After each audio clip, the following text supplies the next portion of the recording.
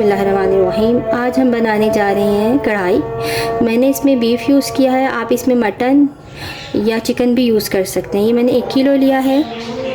लहसुन अदरक का पेस्ट 2 खाने के बड़े चम्मच, लाल मिर्चें 2 टेबलस्पून या हस्बे ज़रूरत, धनिया जितनी आप मिर्चें लेंगे उसका आधा आपने धनिया लेना है, हल्दी 1 टीस्पून, आधा टीस्पून नमक हस्बे ज़रूरत, प्याज 2 बड़े साइज़ की मैंने काट ली थी, टमाटर 5 अदद, इनको मैंने कद्दूकस करके रख लिया था। ऑयल 1 कप, गरम मसाले में ज़ीरा 1 खाने का बड़ा चम्मच, काली मिर्चें 7 से 8 अदद, लौंगे 4 से 5 अदद, बादियान के पत्ते 4 अदद, तेज़पात एक बड़ा पत्ता, छोटी इलायची 2, बड़ी इलायचियाँ 2, दालचीनी 2। स्टार्ट करते हैं। सबसे पहले मैं लूँगी प्रेशर कुकर। मैं इसको प्रेशर कुकर में बनाऊँगी। आपकी मर्ज़ी है कि आप इसको कढ़ाई में या जैसे भी जिसका आप बना रहे हैं, अगर चिकन का बना रहे हैं तो उसके लिए आपको कढ़ाई की ज़रूरत होगी, उसके लिए आपको प्रेशर कुकर की ज़रूरत नहीं होगी। तो सबसे पहले मैं इसमें ऑयल डालूँगी, प्याज, इसको मैं अच्छा सा फ्राई कर लूँगी। उसके बाद मैं इसमें गोश्त डाल दूँगी।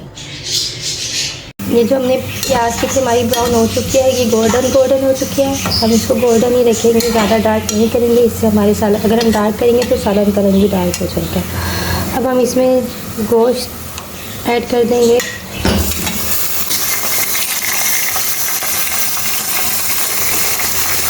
गरम मसाला और लहसुन अदरक का पेस्ट ऐड करके हम इसको अच्छा सा फ्राई करेंगे। और फिर फ्राई करके फिर हम ये आप देख सकते हैं कि हमारा जो गोश्त है वो बहुत अच्छा सा भुन गया। अब हम इसके अंदर सारे मसाले और टमाटर डालकर इसको प्रेशर पर लगा देंगे, गलने के लिए रख देंगे। और जब ये गल जाएगा तो उसके बाद हम इसको भून देंगे।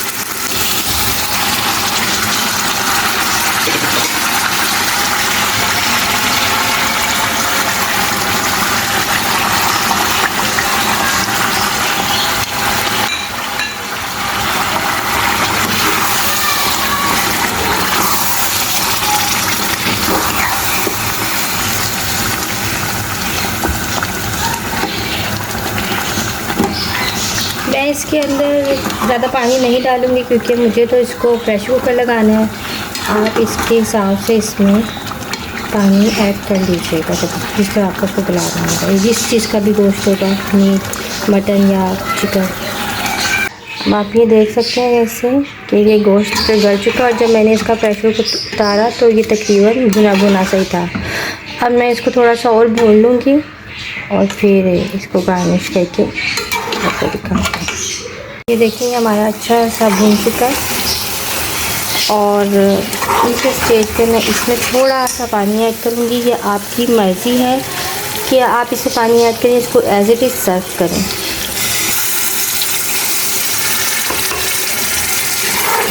ये मैंने हल्का सा इस तरह कर लिया है। मैंने काट के रखे थे इसकी गार्निशिंग के लिए छोटी सी प्याज चॉप की, हरी मिर्चें और अदरक। देखिए ये सब चीज़ें मैंने इसमें डाल दी हैं और ये बिल्कुल रेडी है। मैं इसको डिश आउट करके आपको दिखाती हूँ। ये देखिए इसमें मैंने हरा धनिया नहीं डाला है, लेकिन आप ज़रूर डालिएगा क्योंकि हरा धनिया एक तो खूबसूरती में भी इजाफ़ा करता है, टेस्ट में भी इजाफ़ा करता है और खुशबू